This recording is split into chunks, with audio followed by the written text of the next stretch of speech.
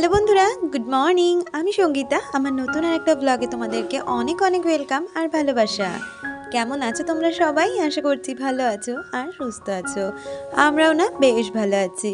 আর আজকে দিনটি হচ্ছে সোমবার, আর ঘড়িতে এখন বাজে সকাল ওই 8:30 নাগাদ। তোমাদেরকে সাথে নিয়ে আজকে ব্লগটা এখান থেকেই শুরু করছি। আই হোপ ব্লগটা তোমাদের একটু হলেও ভালো লাগবে। প্রতিদিনের মতন সকালটা হয়তো অনেক আগেই শুরু করেছি, তবে ভিডিওর কাজ এই এখন থেকেই শুরু করলাম। তার আগে দুষ্টু স্কুল চলে গেছে, তোজোকে স্কুলে দিয়ে এসেছি। আর এসেই না তোজোকে দিতে যাওয়ার আগে বেশ কিছু জামা কাপড় ভিজিয়ে গেছিলাম। আজকে যেহেতু অনেক জামা কাপড় কাচা ছিল, তাই আজকে আর জামা কাপড়গুলো স্নানের সময় কাচিনি, কারণ অনেকটাই দেরি হয়ে যেত। আর তারপরে কি বলতো, বেশি জামা কাপড় হলো না, শীতকালে আমি এই বাইরের কলটাতেই কাচি।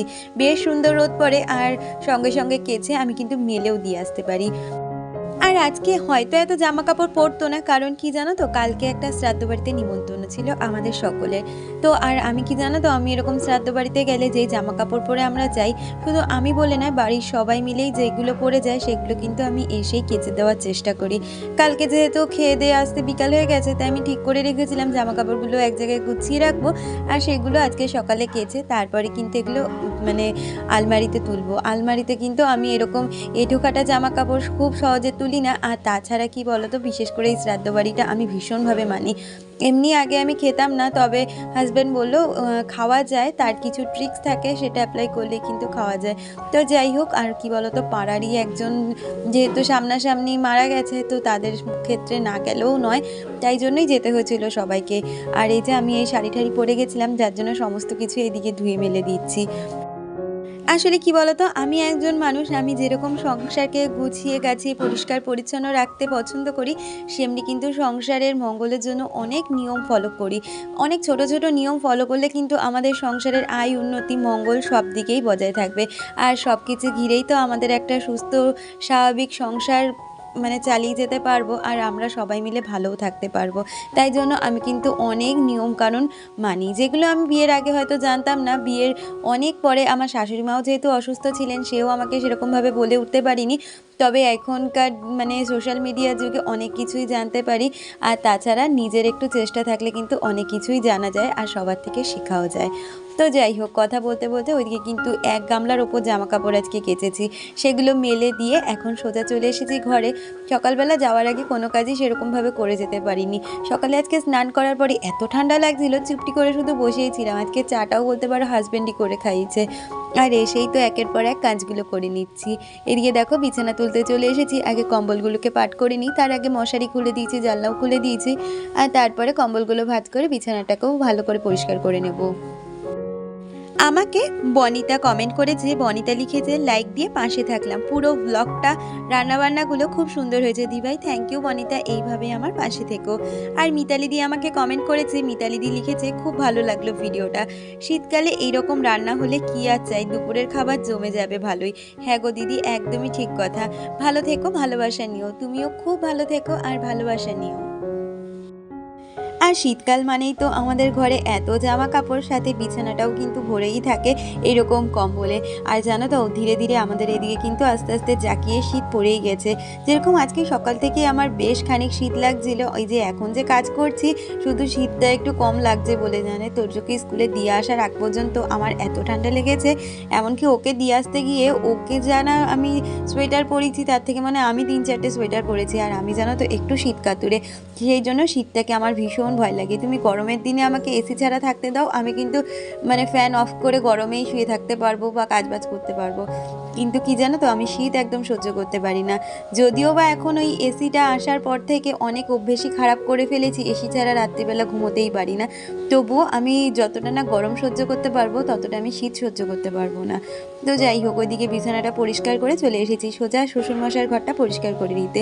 আর এখানে অনেক জামা কাপড় ছিল, সেগুলোকে এখন একের পর এক ভাঁজ করে নিচ্ছি। আমাকে পম্পা চ্যাটার্জি কমেন্ট করেছে, দিদি লিখেছে, বোন তুমি আমার নামটা নিয়েছো, আমি খুব খুশি হয়েছি, অনেক অনেক ভালোবাসা নিও, তুমিও অনেক ভালোবাসা নিও। আমি প্রতিদিন চেষ্টা করি আমার দিদিদের বোনেদের নাম নেওয়ার, তাতে তাদেরও যেমন ভালো লাগে আর তোমাদের ছোটো ছোটো কমেন্টগুলো আমাকেও অনেকটা মোটিভেট করে পরবর্তী ভিডিও বানাতে, আর আমারও অনেকটা ভালো লাগা থাকে। দিদি লিখেছো, আই লাভ ইউ বোন, তুমি আমার থেকে অনেক ছোট, ভালোবাসা নিও। থ্যাংক ইউ সো মাচ দিদি, ভালোবাসা দিও আর আশীর্বাদ করো যাতে সবাইকে নিয়ে খুব ভালো থাকতে পারি, সংসার করতে পারি আর তোমাদের সাথে প্রতিদিন যেন ভিডিও শেয়ার করতে পারি। আর ওই যে বললাম না, তোজোকে দিয়ে আসতে গিয়ে অনেক কিছু পরেছিলাম, ওই যে এইদিকে একটা কালো হাইনেক পরে গেছিলাম, তার সাথে এই বড় জ্যাকেটটা পরে গেছিলাম, আর তার সাথে তো জিন্স ছিলই। তো সেগুলোকে এখন ভাঁজ করে জায়গা মতন রেখে দেবো। আর এরকম সময় না কোনো জামা কাপড় আমি আলমারিতে তো তুলি না, তো এগুলো এখন কয়েকদিন স্কুলে যাতায়াতের ক্ষেত্রে পরে যাব, তারপরে ওই 4-5 দিন পরে এগুলোকে আবার কাচা ধোয়া করে নেব। তো সেইগুলোকে একদিকে মানে সাইড করে রেখে দিচ্ছি, যেহেতু এখন কয়েকদিন পরতে হবে তো তার জন্য। আর তারপরে দেখো বিছানাটাকে সুন্দরভাবে ঝেড়ে নিচ্ছি, আর ওইদিকে সোফাটাকেও গুছিয়ে নেব। আর এখন কয়েকদিন তো ঠাকুর পুজো দেওয়ার ব্যাপার নেই, তাই সকাল থেকে অনেকটাই সময় পেয়ে যাই। আর কি জানো তো, ওই সময়টা আমি যদি চাই মন থেকে কাজে লাগাবো তাহলে হয়তো কাজে লাগাতে পারবো, কিন্তু আজকে যে ওই যে বললাম সকাল থেকে আমার যেন কিছুই ভাল লাগছিল না, এত ঠান্ডা লাগছিল, তো সেইভাবেই চুপটি করে বসেছিলাম আর কিছুই করিনি। তাই এখন কাজগুলো এসে একের পর এক গুছিয়ে নিচ্ছি। এদিকে সোফার মধ্যেও যে জামা কাপড়গুলো ছিল সেগুলোও একটার পর একটা ভাঁজ করে নিচ্ছি, আর তারপরে সোফাটাকে সুন্দরভাবে গুছিয়ে নেব। আর তারপর কি জানো তো, আজকে হঠাৎ করে মনটা এতটাই আমার খারাপ হয়ে গেল, জানি না কেন, মাঝে মাঝে তো মুড সুইং হয়, আর তারপরে আমাদের মেয়েদের এরকম মানে সময় দেখেছি একটু মুড সুইংয়ের ব্যাপারটা খুব কাজ করে। তো যাই হোক, আজকে না এতটাই মন খারাপ লাগছিল, কোনো কাজই করতে ইচ্ছে করছিল না, সাথে শরীরটাও ধীরে ধীরে খারাপ করছিল। তো সেই জন্য বলতে পারো আজকের ভিডিওটাও অনেকটাই ছোট এসেছিল। দুপুরের পর থেকে কোনো কিছু করতেই ইচ্ছে করছিল না, মনে চুপটি করে বসে থাকি। এমনকি জানো তো, অনেক সময় ফোন স্ক্রল করতে করতে অনেক রিলস দেখি, সেরকমও ফোনটাও দেখতে ইচ্ছা করছিল না। আমি কী যে করব কোনো দিশেই আমি পাচ্ছিলাম না। তবুও সংসারের কাজগুলো তো করতে হবে, যতটা পেরেছি করেছি, কিন্তু বাকিটা যে করিনি সেটা না, করেছি, তখন আর ক্যামেরা করার ইচ্ছেটুকু ছিল না। তো যাই হোক, ওইদিকে ঘর বারান্দা গুছিয়ে কিন্তু সোজা চলে এসেছি বাজারপত্র নিয়ে। আজকে না বাজারটা আগেই করা ছিল, কারণ আজকে আমাদের বাজারটা বন্ধ ছিল, কেউ একজন মারা গেছিলো, যার জন্য আজকে বাজার পুরো বন্ধ ছিল। তাই হাজব্যান্ড কালকে রাত্রিবেলায় বাজার করে এনেছিল। আর আজকে যেহেতু নিরামিষের দিন, সোমবার, তাই এরকম ঝিঙে এনেছিল, পেঁপে এনেছিল, আর তার সাথে ফুলকপি, আলু এগুলো আনা হয়েছিল। তো ঝিঙে আলু পোস্ত করব, ফুলকপি দিয়ে ভেবেছিলাম প্রথমে ফুলকপির পকোড়া করব ডালের সাথে। তো হাজব্যান্ড বললো ফুলকপির আর পকোড়া করতে হবে না, তুমি বরঞ্চ ফুলকপি দিয়ে আমাকে একটু ঝাল সুজি বানিয়ে দাও। আর আমার হাজব্যান্ড না ঝাল সুজি খেতে ভীষণ পছন্দ করে, সেই জন্য ওকে ওইদিকে ঝাল সুজি করে দিচ্ছি ফুলকপি আলু দিয়ে। তাই জন্য আগে কিন্তু আমি সুজিগুলোকে ভালো করে ভেজে নিয়েছি একটু লাল লাল করে, আর সেটাকে রেখে দিয়েছি। আর তারপরে কড়াইতে সাদা তেল দিয়ে তার মধ্যে একটা কাঁচা লঙ্কা দিয়েছি, আর তার সাথে আলু আর ফুলকপি যেগুলো কিনা আমি ছোট ছোট করে কেটে রেখেছিলাম সেটাও কিন্তু ভালো করে ঢাকা চাপা দিয়ে নুন দিয়ে ভেজে নিয়েছি। আর এটা যেহেতু সাদা, এর মধ্যে কিন্তু হলুদ দেওয়ার কোনো ব্যাপার নেই, ঢাকা চাপা দিয়ে নুন দিয়ে ভাজলে কিন্তু একদম সুন্দর সিদ্ধ হয়ে যায়। আর তারপরে ভেজে রাখা যেই সুজিটা ছিল সেটাও দিয়ে হালকা হাতে জল দিয়ে কিন্তু নাড়াতে হবে, একদম কিন্তু একেবারে জল দেওয়া যাবে না, কারণ এই মানে সুজিটা একদমই ঝরঝরে হবে, আর খেতেও জানা তো খুব ভালো লাগে। আর একটুখানি পরিমাণ মতন মিষ্টিও দিতে হবে, আর একটু দিয়েছিলাম বাদাম। তো এইভাবে কিন্তু সুজিটা করে যেতে হবে, আর একবার তোমরা করে মানে ট্রাই করে দেখতে পারো, ভীষণ সুন্দর খেতে লাগে। আমার হাজব্যান্ডও অনেক সময় অফিস থেকে এসে বিকালবেলা স্ন্যাক্স হিসাবেও এটা খেয়ে যায়, আর আজকে বললো একটু ব্রেকফাস্টেই করে দাও, তাই কিন্তু করে দিলাম। আর এইদিকে দেখো একের পর এক রান্নাগুলো সেরে নিচ্ছি। প্রথমে জানো তো ভেবেছিলাম একটু যে ফুলকপি রয়েছে ওটা দিয়ে একটু ফুলকপি রসা করব, কিন্তু শরীরটা একদম ভালো গেল না আর মনটাও না, তাই জন্য শুধু এই রকমই রান্না করব আজকে। যেমনটা ধরো আজকে করব ঝিঙে আলু পোস্ত, আর তার সাথে একটু কাঁচা টমেটো ছিল সেটা দিয়ে আজকে একটু মুগ ডাল করে নেব, আর খাওয়ার আগে দিয়ে একটু পাঁপড় ভাজবো আর বেগুন ভাজবো। তোমরা অনেকেই আছো যারা আমার প্রতিদিনের রান্নাগুলোকে ভীষণ দেখতে পছন্দ করো, তাই আমি চেষ্টা করি প্রতিদিনের রান্নাগুলো একটু ডিটেলসে তোমাদের সাথে দেওয়ার। আমাকে ঝিলি কমেন্ট করেছে, ঝিলি লিখেছে লাঞ্চগুলো দারুণ হয়েছে, আমার ফ্রিজেও পালং শাক রয়েছে, ভাবছিলাম ওটা দিয়ে ডিনারের লুচি করব। তোমার রেসিপিটা দেখার পর ভাবলাম লুচি না করে পরোটা করে নিই।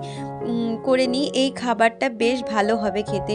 হ্যাঁ গো, আমি কি জানো তো, লুচিও করা যায়, তবে কিন্তু ওই লুচিতে এতটা তেল লাগে তো, আর শীতকালে দেখবে এমনি শাকসবজিতে প্রচুর তেল খায়, আর তেলটা একটু অ্যাভয়েড করারই চেষ্টা করি। যার জন্য আমি অনেক সময় দেখবে ডাল পুরিও করেছিলাম। আমি কিন্তু মানে ওই ডাল পুরি না করে ডাল দিয়ে পরোটাও করি। তোমাদের সাথে কোনো একদিন শেয়ার করব ওই রেসিপিটা। আমি পরোটাটাই বেশি প্রেফার করি, কারণ ওতে তেলটাও একটু কম যায়, আর লুচিতে তো প্রচুর তেল খায়, তো সেই জন্য ওই পরোটাটাই ভালো। আর আমার হেলথের জন্য বলতে পারো সেদিনকে কিন্তু আমি পালং পরাঠাটাই করেছি। আর দেখো চলে এলাম সন্ধেবেলা। আর কি জানো তো আজকে কি হয়েছে, তোমরা তো জানোই আমার একটা অসুবিধে পড়ে গেছি, সাথে দুষ্টু ওরকম একটা অসুবিধের মধ্যে পড়ে গেছে, তাই সন্ধেও আর দিতে পারলো না দুষ্টু। তাই আজকে আমাদের তোজবাবুই কিন্তু সন্ধে দিচ্ছে সাথে। আর তোমাদের তো বলি, তোজো কিন্তু খুব স্পিরিচুয়াল, তাই ঠাকুর পুজো দিতে ও খুব পছন্দ করে। আর এই দেখো সমস্ত ঘরে ধুনো দেখিয়ে দিচ্ছে আমার মতন করে। তাহলে বন্ধুরা আজকের ভিডিওটা এই পর্যন্তই রাখছি।